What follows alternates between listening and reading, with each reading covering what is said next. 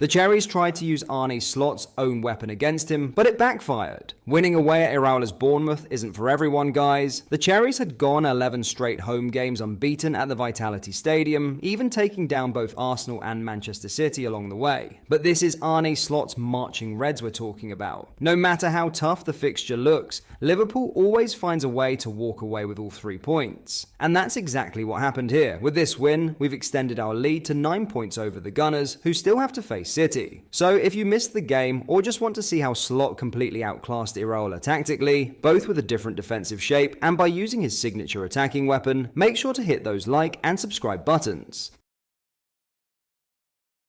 Now, let's dive straight into the analysis. First, let's quickly run through the lineup, which was pretty much expected after the heavy rotations in the PSV game. Alisson was back between the posts with Virgil van Dijk, Ibrahima Konate, Trent Alexander-Arnold, and Andrew Robertson forming the backline. In midfield, we had Ryan Gravenberch, Alexis Mac Allister, and Dominic Szoboszlai, while the attack featured Cody Gakpo, Mo Salah, and Luis Diaz leading the charge.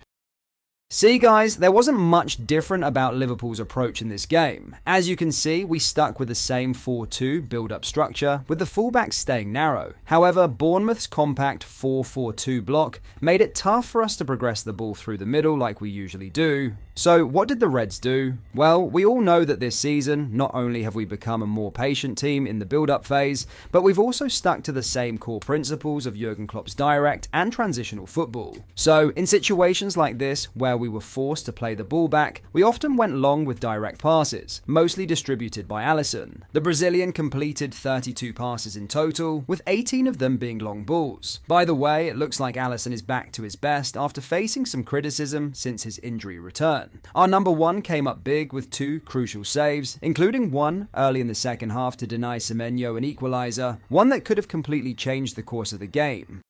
So why was Alisson the one going long? Why not Trent or one of Konate or Van Dijk? They're better progressors, right?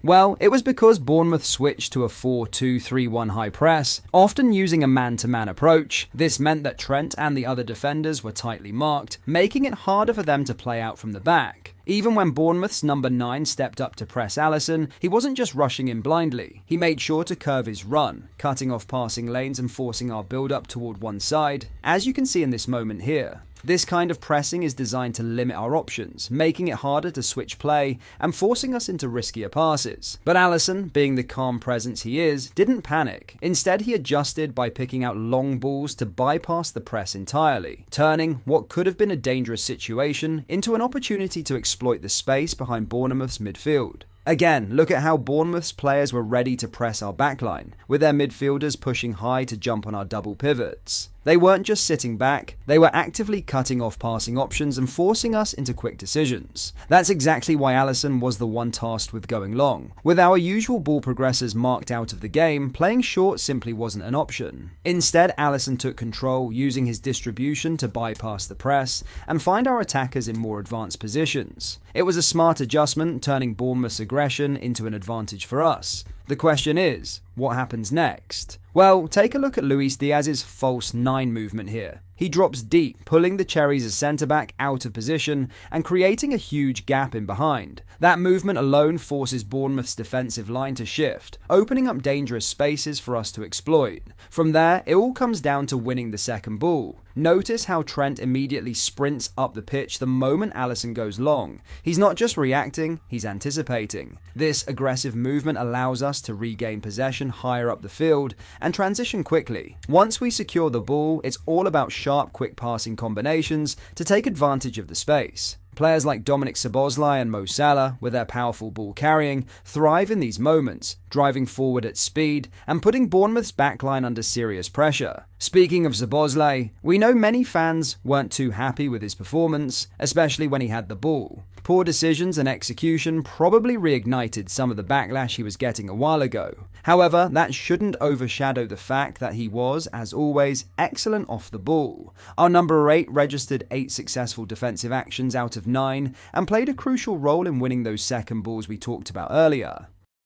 Another trick Slot used during the build-up was inverting Trent into midfield to create central overloads. This forced Bournemouth to commit more players into that area, closing passing lanes and making it harder for us to play through the middle. Now, watch Diaz's movement here. He drifts wide, dragging another Bournemouth player out of position. This subtle but smart movement stretches their defensive shape, opening up new gaps to exploit. And this is exactly how we created the perfect conditions for Cody Gakpo to make his run in behind and win the penalty for our opening goal. Earlier, we mentioned that Araula tried to use Slot's own weapon against him, but ended up shooting himself in the foot. Well, here's why. Bournemouth attempted a similar ball progression approach to ours, overloading one side of the pitch before going long and battling for second balls. They also tried to manipulate our press to create artificial transitions, just like we do. But the problem, they couldn't execute it nearly as well. Instead of gaining control, they struggled to break through our defensive structure and repeatedly lost possession in dangerous areas. Simply put, they tried to beat Liverpool at their own game and failed. This was mainly because Liverpool refused to commit multiple players to the high press. Instead, we defended in a new 4-1-4-1 shape, which allowed us to cover the width of the pitch and deny Bournemouth the chance to progress through their wide fullbacks. In central areas, Gravenberch and the two centre-backs provided cover in case the Cherries tried to play through the middle. Meanwhile, Luis Diaz was the only one making pressing runs up front, ensuring that we maintained our defensive structure while still applying just enough pressure to disrupt their build-up. Speaking of our centre-backs, both Ibu and Van Dijk were at their absolute best. They consistently stepped out of their lines to shut down any Bournemouth attempt to play through the pockets,